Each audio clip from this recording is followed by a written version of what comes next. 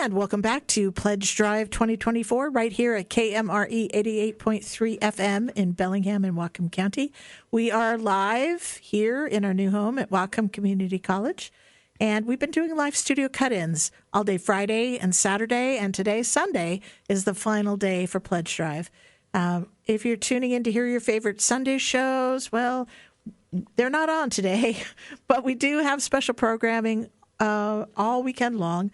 And like I said, this is the final day, so we're only planning one of these.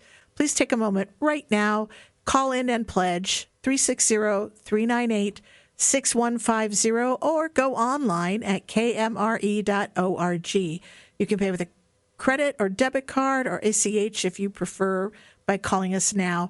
We appreciate all donations, any size. We are all donor funded. We are all volunteer.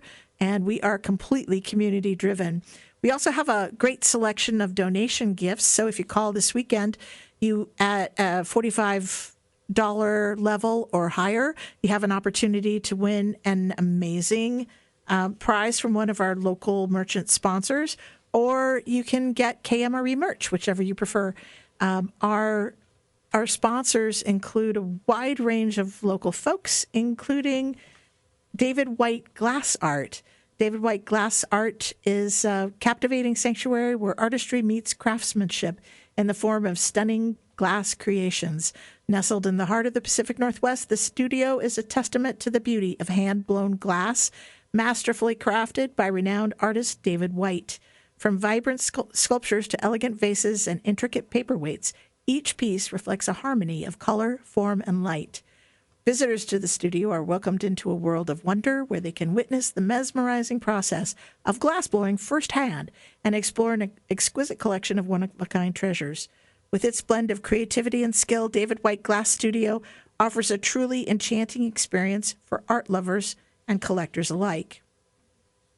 Thank you again for joining us here at Pledge Drive 2024. And today I'm so excited to have in the studio two board members and longtime supporters of KMRE, Judyth Sult and Karla Newson. Judyth, Karla, thank you so much for joining us. Hi, Suzanne. Hi, Suzanne. So, Judyth, let's start with you. How did you first come to find KMRE, and why have you been so supportive of it over the last number of years? You introduced me to KMRE when we were over at Spark Museum. It feels like 100 years ago, yeah. But I think it was 5. Yeah, I think it was 20, actually longer than 5, Judyth. Mm-hmm. And we were over there in 2015. That's when I first got associated with it. So, and then we became our own nonprofit in 2018. So it must have been around 2017, 2018 when we first started. Yeah, that'd be about right. Right. And what was why did you get involved in the first place? I mean, volunteering isn't something that just everybody does. You have to have a certain kind of commitment to the community. Can you tell me a little bit more about, what was your thought process there? How did you make that decision to support? Well, it's always been frustrating to me that we have public radio, NPR stations in Bellingham, 3 or 4 of them? And none of them have anything about Bellingham. And none of them have anything about our community. And the idea that KMRE was totally focused on the local community, the organizations, the people, and from the very beginning, talking about the underserved voices, the Native American community, the Hispanic community, other communities that are a part of what make Whatcom County who we are. And so having the opportunity to help build up a radio station that would address those people or give those people an opportunity to address the community is what attracted me to it. Plus, the local bands, the local music. Yeah, And the people who are on the air who are bringing us the shows are all local. That's terrific. Yeah, thank you so much. Karla, what about you? What what drew you to the station? Well, I moved to Bellingham back in 1988 to work for the local television station KVOS, which, had a great voice for the community, and I was part of the news team. So I really wanted the community to have a voice, but sadly, over the years, that resource is gone, and I still wanted to have a voice for the community. So when I heard that you've got local news, I thought I would help support that too. So I just think that it is important to have a local voice.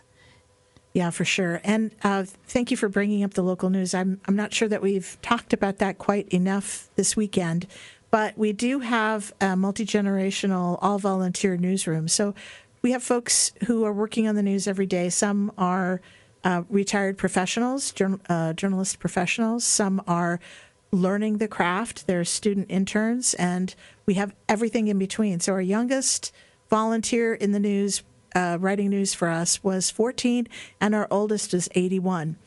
So it's quite the age range and quite the skill range as well. But we find a way to include all of those folks into the news every Monday through Friday. And those news pieces air at 3, 4, and 5, and they're all local and regional. There's, no national headlines. We figure people can get their national headlines elsewhere. But because we're a community radio station, we're really focused on those things that are affecting all of us in this geographical area. Like we pay the same taxes, we're affected by the same weather. There are things that bind us as a community that follow the same kind of geography that a radio signal follows.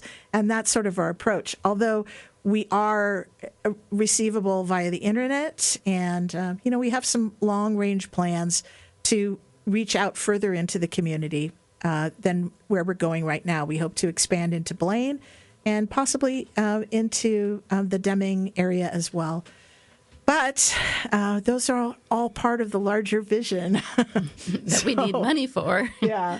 Do you have some thoughts on community, Karla? Well, certainly, this is a wonderful community to live in. I've been here for over 30 years, and I've seen some positive growth. And it's something that I think that we still want to keep, that we feel small, but we are growing. So this radio station helps us bind it together. Yeah, absolutely. What about you, Judyth? Final thoughts? Well, having people in the news, when you said 14 to 81, that gives you an idea of the breadth of interest in bringing local news in the community. So you have, we also have local sports that are covered. We have really a whole breadth of interest and voices too. And voices, exactly. Yeah. Well, thank you so much. I just, from the bottom of my heart, thank you for being part of the board and for keeping KMRE on the straight and narrow and in existence for the last. Can I say one more thing? Oh, yeah.